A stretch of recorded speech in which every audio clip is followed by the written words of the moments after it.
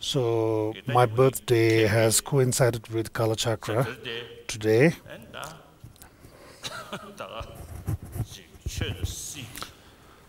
So today we have a gathering of both religious and political leaders here on the stage, and also so many public of Ladakh and public from Western countries have specially arrived here, and for Tibetans. So for all of you, you have come here to greet me and to make prayer for my life. I would like to thank you all. Today,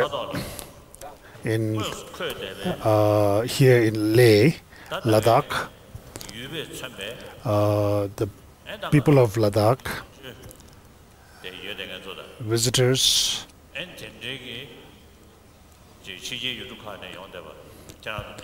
and especially those of you who have come from Western countries, who are physically present here and making prayers for me, my welfare, my well-being, and greeting me. And those who are not physically present here, but who are in faraway places, but through their mind, especially those in Tibet who have deep connection with me, wishing me good wishes, and also those who are those people who are physically not allowed to celebrate my birthday, but are in their mind celebrating my birthday. I would like to thank all of them, and also the people of Mongolia and the people of Mongolian descent in Russia, who have so strong connection, historical connection, and close bond with Tibet.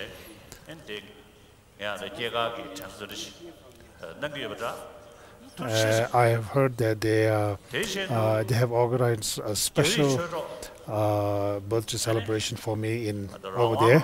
I would like to thank them all, and also Chinese Dharma brothers and sisters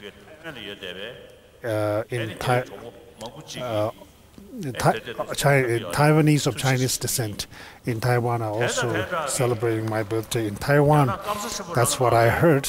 And also in China, mainland China also, even though people are not allowed to openly celebrate my birthday, are in their hearts wishing me greetings and well-being. I would like to thank them all. Also Tibetans all over India who are not here, and also people of the Himalayan regions who are Buddhist by tradition, who have connection with me, relationship with me. As I have always said, as I always say, India and Tibet have guru-disciple relationship.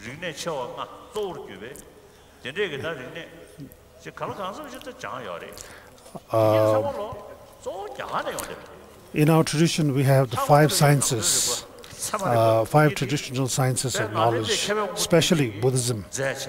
They all came from India, especially they were the products or the contribution of great masters of Nalanda. A great Tibetan master have said that Tibet is a country surrounded by mountains. Therefore, it's called the snow land, land of snows. And the color of snow is white and it's bright. But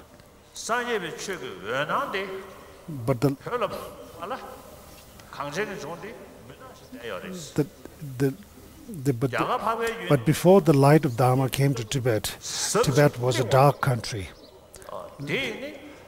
But ever since the Dharma of Buddha Shakyamuni came to Tibet, then Tibet got illuminated. Tibet became a brightly lit country. And that is an extremely true statement. Therefore,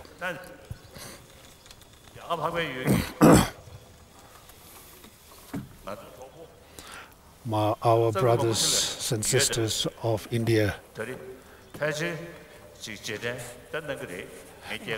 I'm sure there are many Indian brothers and sisters all over India who are also wishing me good best wishes and congratulations on this day. I would like to thank all of them also. And ever since we have become refugees in India, we have been able to enjoy full democratic rights and freedom in India. And due to that, we have been able to travel to all kinds of places. Whenever I meet different new people of different races, religion in other places, or wherever I go, I never think I am Buddhist, I am Tibetan, I am monk. I just think I am a monk, I am a person, I am a human being, just as the other person I am meeting is a human being. Therefore, I immediately feel a sense of brotherhood, fellow human feeling. Therefore, I have friends all over, everywhere. I have friends in Islam, I have in Hinduism, in Jewish religion, in Christianity. So, I have also friends among people who don't have belief in any religion, like scientists, academicians. Many of them don't have any interest in religion, but still we have genuine warm feelings, a human feeling towards each other. From the scientific point of view, human warm feeling is gaining new interest in today's time. So, in many places around the world, there are many people who are sort of wishing me good best wishes today and for celebrating my birthday. And I would like to extend my warmest thanks to all of them today.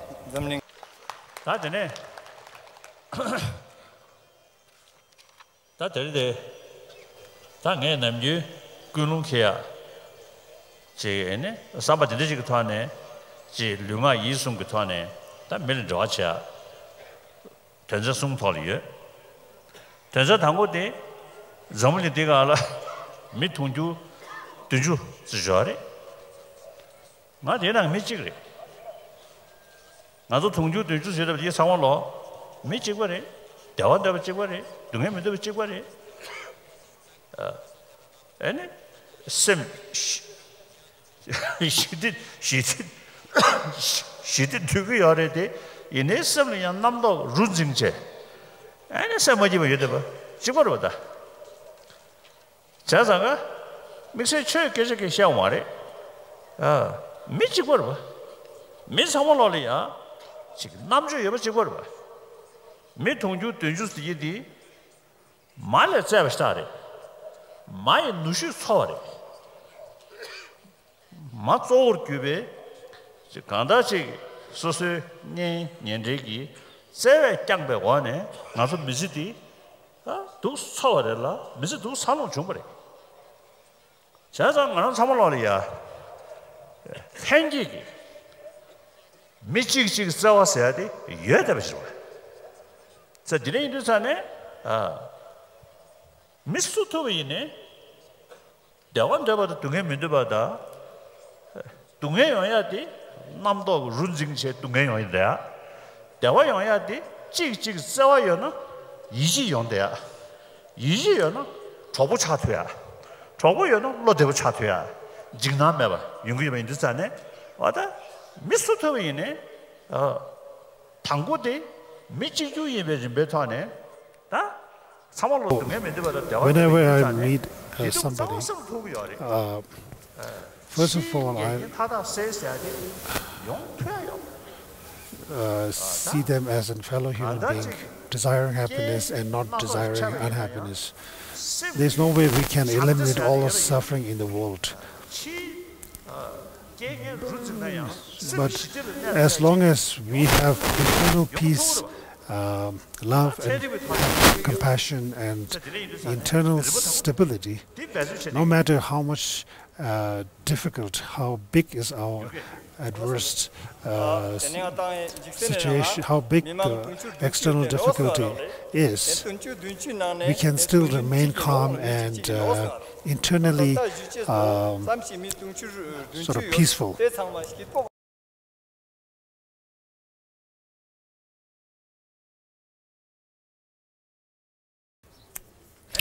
In today's world, the human population has increased,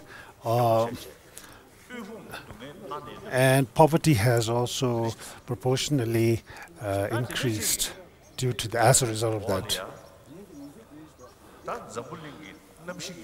In this scenario, the global environment has also declined, and so therefore now environmental situation has reached a crisis stage, and it's very important to give proper care and attention to environmental preservation, including the ecosystem, wildlife, like that. And here in Ladakh, I have noticed that here you have some programs to take care of environment and wildlife. That is very important and very good.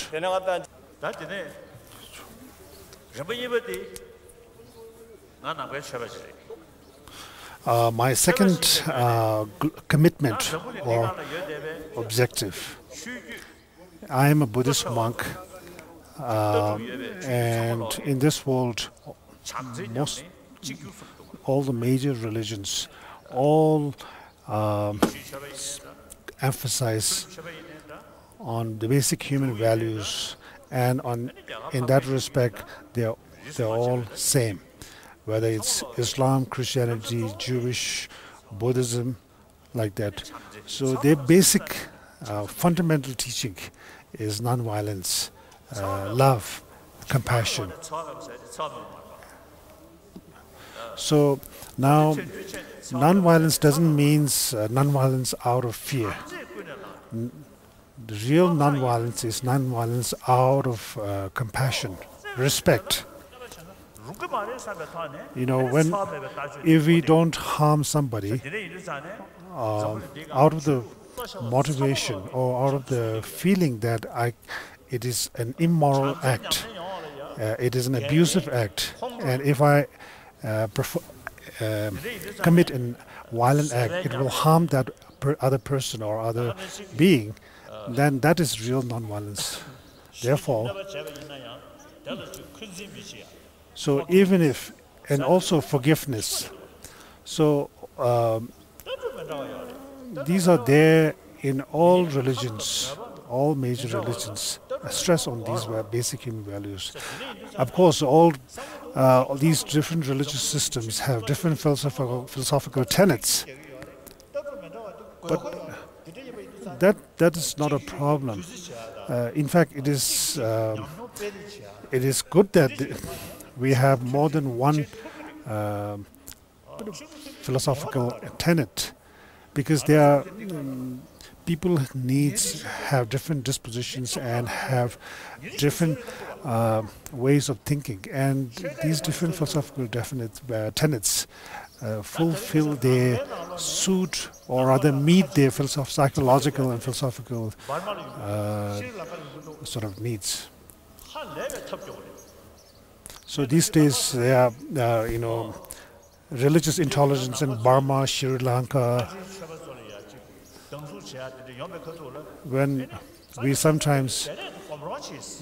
I heard of religious intolerance, especially in Buddhist countries, I used to tell them, for example, when some Muslim minorities are under attack, I used to tell the Buddhist community, just imagine the Buddha's face.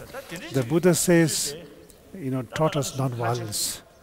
And the Buddha is especially has special compassion and love for those who are downtrodden and weaker. So even among Muslims, there are troubles between Sunni and Shias. And there are also there are problems between Christians. So why are all these problems happening? Our religions teach us to practice love and compassion. So we claim to be followers of our different religious systems, of our religious teachers, but still in practice we are doing the opposite, being violent and harmful. So if we are true practitioners, true followers of our religious teachings, then we have to try to our best to implement the teaching of our religious teachings. So it is not that religious harmony is an impossible goal. It is possible. So what we have to do is we have to have more frequent interaction and talk to each other, discuss each other about our misunderstandings, and create friendship and more understanding on the basis of respect and understanding. So therefore, my second commitment is trying to promote religious harmony, human brotherhood, and respect and understanding between different religious traditions and between religious communities.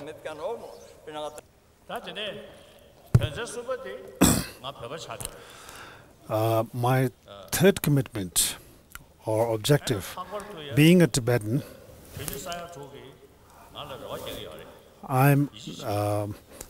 my 6 million Tibetan people put their hope in me, and because of that, I have a natural responsibility over them, especially the Tibetan Buddhism and Tibetan Buddhist culture, which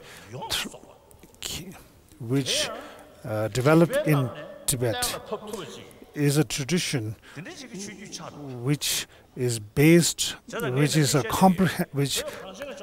comprises a comprehensive Buddhism, including Mahayana, Vajrayana, and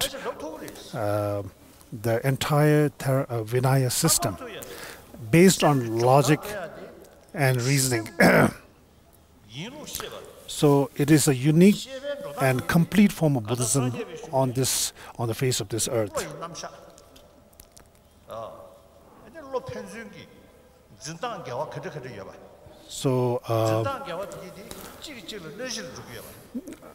So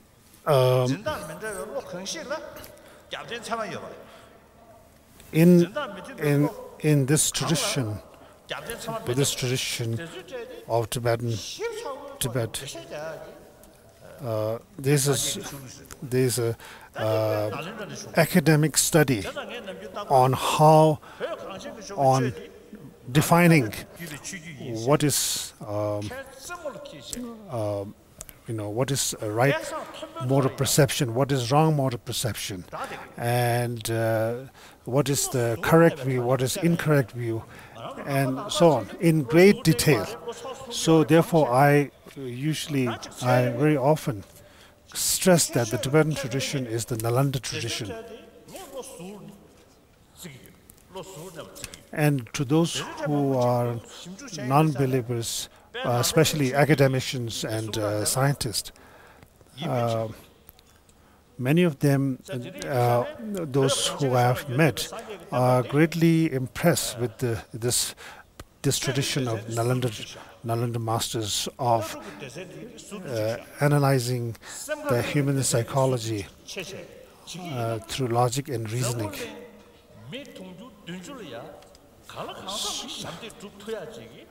So if within Tibetan Buddhism, we can make a category: Tibetan Buddhist science, Buddhist Buddhist practice, and Buddhist philosophy. So on the basis of such a categorization, we are definite that Tibetan Buddhism can make a definite contribution to the larger human community on this earth. So this culture, this civilization, this knowledge is a great contribution of Tibetans, and of course, as a result of the Nalanda masters. Only today, many scholars are saying that the Tibetan language is the only language which can describe, which can describe the Nalanda tradition of Buddhist science in the greatest depth, and therefore, as Tibetans, to preserve the Nalanda tradition that thrived in Tibet, that flourished in Tibet, and the Buddhist philosophy, Buddhist philosophical tenet is extremely important for a Tibetan to preserve them.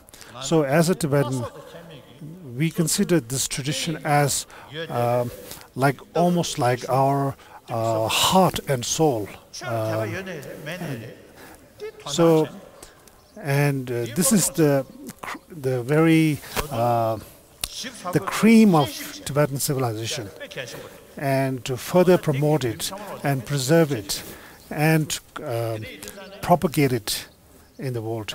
This, I think, is the greatest mission of Tibetans. And so political situation changes from time to time. For example, in the 8th, 9th, 10th century in Asia, scholars say there are three emperors: Chinese emperor, Mongolian emperor, and Tibetan emperor. These scholars say this after doing research on Chinese literature and various kind of ancient resources. From the age of 16 until age 79, I have taken the responsibility of Tibet and Tibetan culture. I am not calling for separating Tibet, splitting Tibet from China today. I am pursuing a policy that will benefit both China and Tibet.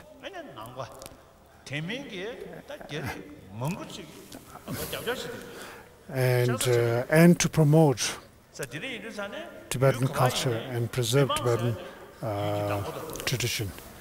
And many Chinese intellectuals and knowledgeable Chinese are supporting this view.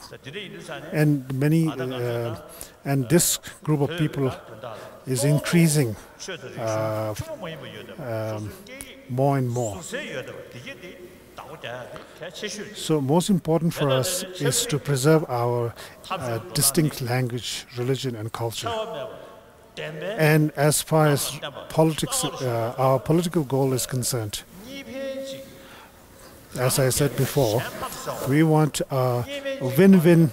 We are pursuing a win-win solution which will benefit both China and Chinese people and Tibetan people.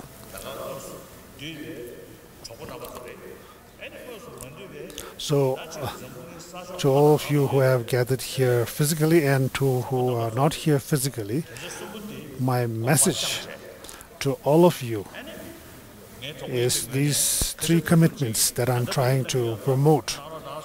And you all, I consider you all as my friends. We are all fellow human beings.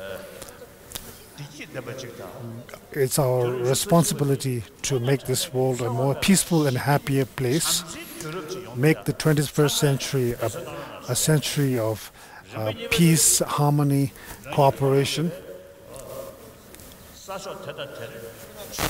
And wherever you are staying, engage in acts to promote religious harmony and friendship and understanding between religions in the area where you are staying. And thirdly, please clarify to everybody the cause of our political policy of middle path.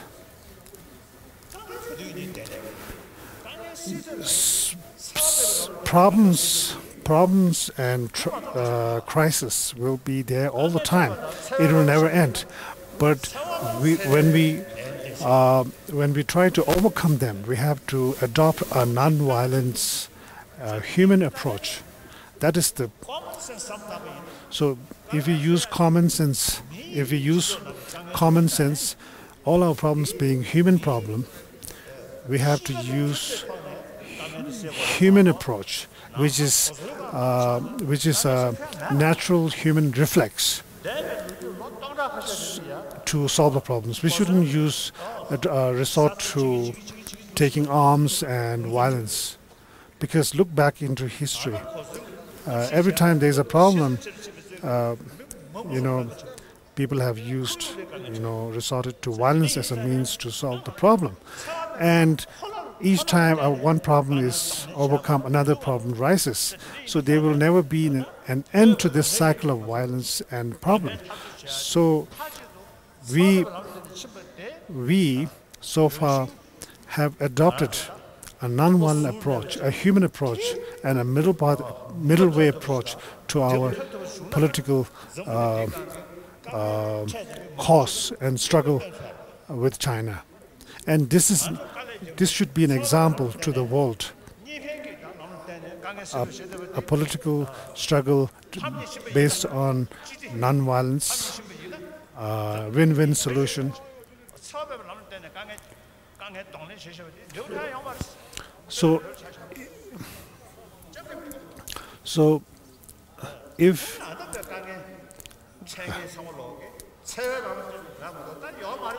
one day, let's say, we will not achieve any result through our non-violent approach, then maybe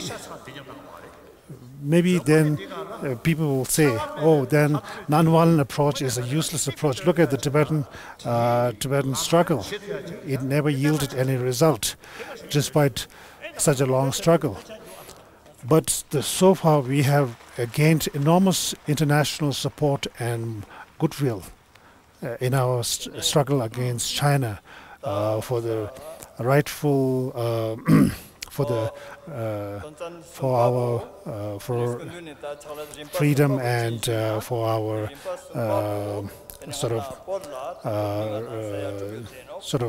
for the resolution of the Tibetan problem, and this is a result of our non-violent human approach. So that's all I have to say. Thank you very much.